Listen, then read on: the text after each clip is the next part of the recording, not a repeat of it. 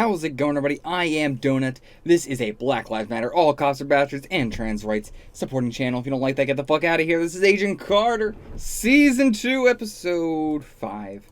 The Atomic Job is what this one is called. Doesn't ring any bells. Doesn't ring any bells. As far as if it means something that is already a saying or something. If it is, let me know in the comments. Other than that, the Atomic Job, I mean, are we just talking about Wilkes as being the atomic job or something like that? Like he is the job? That's the closest I can guess. If it's not that, I don't know. Or it could be something in the past with Whitney. We will find out. If you want to get the full length of this, check it out. $4 a month on Patreon below.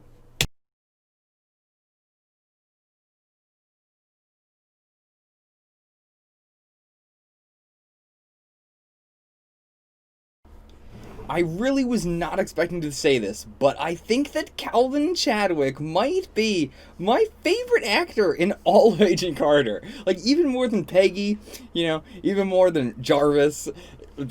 Calvin Chadwick, such an amazing actor. I don't think I've seen this guy in anything else, but, you know, he's very impressed. Like, it's taken this long for me to really realize how incredibly good of an actor he is, because it's such a like, it's almost like two entirely different characters now with how, you know, he held himself acting as the, like, cockier, holier than thou, degradingly misogynistic Illuminati wannabe sort of dude to now, like, I think the best way to, you know, talk about it is, like, you know, we were calling him Chadwick a lot, like, pretty much everybody was just referring to him as Chadwick, whereas now, because we're with Whitney so more, it's a lot more just Calvin. So we've gone from, like, that, you know, Chadwick to the watery-eyed, quaking in his boots, submissive and just groveling Calvin. I love the transition from those two, you know, facets of himself. Seeing him go from just, like, casually, you know, telling Whitney what she's gonna do, what she's gonna wear, and all this sort of stuff, what she can't do, then, you know, going to, so her sort of Whitney manipulating Calvin to sort of get what she wants her to do, and then now she is just aggressively telling him what to do. So fantastic. And especially the line, you know, you'll watch your tone, like, that, seeing that thrown back in his face, so good. I don't think he specifically said that, but, you know, he is that kind of person. It is that, you know, all those sort of dudes just saying to women, like, oh, you better watch your tone.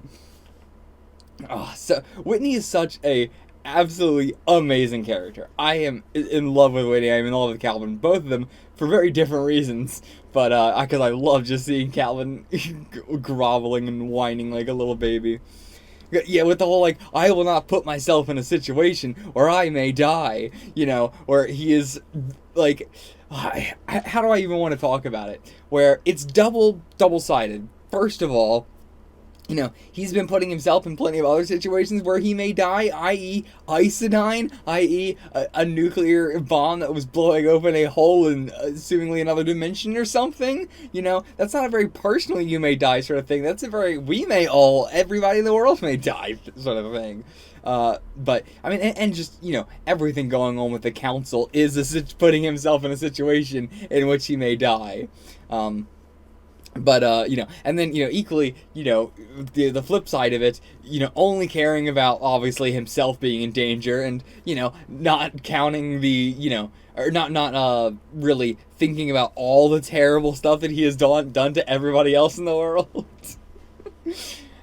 So many fantastic lines between the two of them back and forth. Because, again, Whitney's not, like, you know, a upstanding person either. Like, I think that was, you know, a little bit of the I don't work here line. Like, Whitney is slowly like, as Calvin progressed out of that sort of, like, almost like, I struggle with words so much. I'm so bad with words. I always feel like fucking Fitz in season 2 Agents of S.H.I.E.L.D. Yeah, I don't know where I was going with that sentence, but anyway, moving on. Sorry, I lost track of what I was saying. Oh, right. Oh my god, I'm so fucking scatterbrained. It is fascinating to see just Calvin and Whitney basically slowly swapping roles. Like, it wasn't like one big thing. They had just been slowly swapping roles, and now Whitney might start going into the, like, you know, letting the power go to her head and becoming just as bad as Calvin was, because there is equally just as many women in places of power doing fucked up shit or letting the fucked up shit happen. Equally is plausible that's gonna be the way we're going here. We also got introduced to Joseph Manfredi this episode. Calvin stole something from him a long time ago. Again, doesn't seem to be that big because it's so long ago, and, you know, they're just kind of... what's a good word to use besides friends? Because they're not business partners either. They are acquaintances. Like, he seems to be more friendly with Whitney and knows Whitney a lot more than... or at least Calvin and him used to be a lot closer and not any longer. Because Calvin did call him Joe, but I don't think they were close at all. More like they used to probably run in very similar crowds, and then after he stole from them, they've distanced themselves, but he's still, Manfredi is still kept up with Whitney. But anyway, could come back into play, but... or probably definitely will come back into play. It just doesn't seem like it's that big, whatever he stole from him. Like, Manfredi doesn't seem like he would be in the energy business, so I don't think it's Isodyne related specifically. I think it's more of a personal thing. But I could be entirely wrong there. Could be entirely wrong. And yeah, rewatching that scene, he never looks at the guy once at all. It is like so obviously a... Manfredi was using that guy as an example to show how hard he was, to show how much of a badass he was. You know, he's like it's a don't fuck with me tactic. Yeah, I mean, should have, as I saw the scene, it seemed pretty obvious, but yeah, looking back, 100% never even looks at him once. Okay, so now let's talk about, Sousa and Violet. Let's talk about Sousa and Violet. I'm really amazed at how Violet handled this situation, because, to be fair, also how Sousa handled it, but, you know, just a little bit less, because Violet was the one who brought it up, so that's why I'm saying it as her. But they were both very respectful of each other. They were respectful of Peggy, even though she wasn't there, and, you know, I'm just very surprised. I don't think that, I think they should be respectful to her, but, like, I'm just very surprised that they were even respectful to Peggy in this situation. And I feel like this is like the only, one of the only media I've seen with a relationship breakup handled this healthily, and we're not done with it yet. We still got a while to go. They can equally, bring it back into all the melodrama and everything like that, but right now, I'm very surprised at, even in real life, I've never seen a breakup handled this well, especially when they were engaged. But that is not a dig on the series in any way. That is a praise of the series, that we need more series that can do this, that can show more healthy relationships, and more healthy breakups and all that sort of stuff. One, just so that way we can, just so that way it can be out in the world and people can see it and see examples of healthy relationships and healthy breakups and how to have them. But also, too, just because I'm tired of the same fucking cishet melodrama shit that we gotta get in every fucking movie of the MCU and every other movie in general, constantly. So fucking tired of it. If we can have more stuff like this that's a lot more interesting and a lot more, like, you don't need drama for it to be interesting. At this point, the lack of drama is more interesting. But yeah, as I said, we don't know how it's fully played out yet. We're going to have to really see how the rest of it plays out to really say if this is a healthy breakup or not. But so far, it seems to be. And I'm very happy about how, impressive all the women in the show are in very different ways. Violet doesn't need to punch somebody in the face to be a badass woman. This is incredibly badass. Like, I've never seen a breakup handled this healthily. She is insanely functional. She is insanely mentally healthy. Oh, Violet is great. And yeah, speaking of impressive women, I was right. Rose is going to play a bigger part this season, or did play a bigger part. Don't know if we'll get her anymore. This seemed to be like the episode where we were going to get the squad together, and I don't think we're going to be doing that again. Maybe we'll get like a season 3 of Agent Carter, but I don't think so. I think this is the last season we're getting of Agent Carter. Also, yeah, Dr. Samberly also here as well, stepping up. Not sure if I want to say he's impressive, but he certainly stepped up. Samberly was a great use of a comedic character while assuring us constantly that, don't worry, you're not supposed to like this guy. No one likes this guy. We're not even worried about him being on the council because so many people hate this guy. He couldn't be a white supremacist because white supremacists hate Samberly. I mean, yikes! I sure hope that he never hears that. That never comes back around to him. You never want to hear that about yourself. Oh, that hurts. Hurts right here. Oh man, but seriously, he was a fantastic comedic character, and I'm glad that they didn't, especially with, as I've talked about this show and Agents of S.H.I.E.L.D. as well. I would talk about them both together because they're very tied together as a property. But that a lot of times they want to have their cake and eat it too, in terms of saying that a character is a good character when they have been shown actions wise to not be a good character. And I'm glad that we're not doing that with Samberly. And yeah, he is just a good example of that. You don't need to be a Hugh Jones to be a sexist, kind of person. I mean, even Sousa is a great example of that as well. Sousa is a good person, but he is a sexist. Sousa, you don't need to be malicious in it. It's just, it is just the fact, and you gotta work on it. And Sousa is working on it. Sousa is not opposed to it. And that's what makes Sousa such a great character. He recognizes his bias, and he's trying actively to fix it. And that's all you can really ask for. And it's like, you can really look at the difference in how Sousa treats Peggy versus how Samberly treats, Rose. It's very similar to how Sousa treated Peggy back in, early season 1 when I didn't like Sousa because of the way he was acting like that.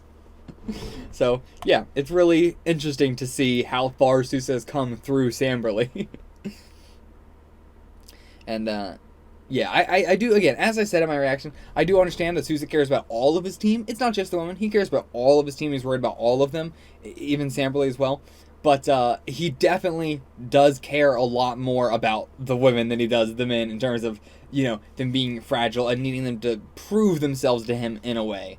I do like that about Sousa's character, that he is very worrying all the time and everything. But yeah, I do like that he's working on that. Like the fact that Rose has had all the same training as the rest of them, and he was still worried about her. Come on, Sousa, come on.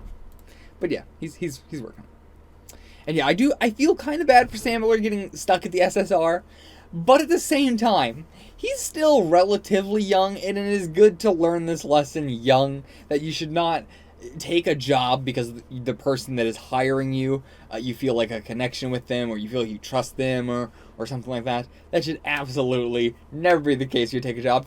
If you're young out there, let that be a lesson to you too. Don't fucking take a job because of, you got some personal connection with the person, or you trust them. If you have personal connections to get you a high job, absolutely.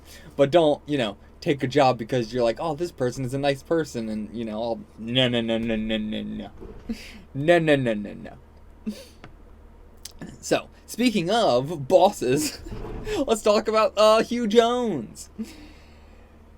He's such a cartoonishly misogynistic boss. To the point where, in the scene where he's on the ground and Peggy keeps shocking him, you can see his actor is struggling to fight back the laughter. It was such a hilarious scene. He could see how fun he was having, just continuously getting to pop back up and say these, stupider and stupider quips.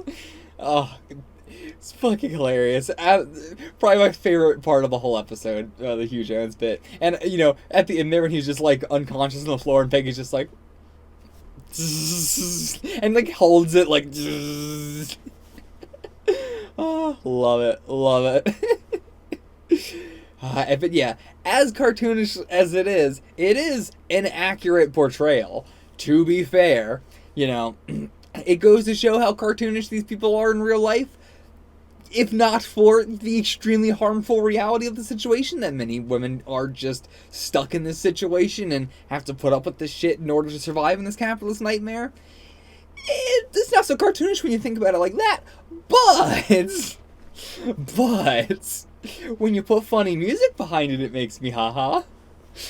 But seriously though, like, you know, Hugh Jones is such a great example of, you know, that you can laugh at, you know, how stupid these people are while also acknowledging that this is extremely fucked up, and, you know, like, we're only we're like, you know, getting the key, we're saving people, we're doing stuff, but every time we're doing stuff like this, we have this thought in the back of my mind that is just like, yeah, but then there's just like there's this thing in Agent Carter that there isn't in a lot of the other shows of, we're doing the plot thing, but also we do acknowledge that in the world is just very fucked up.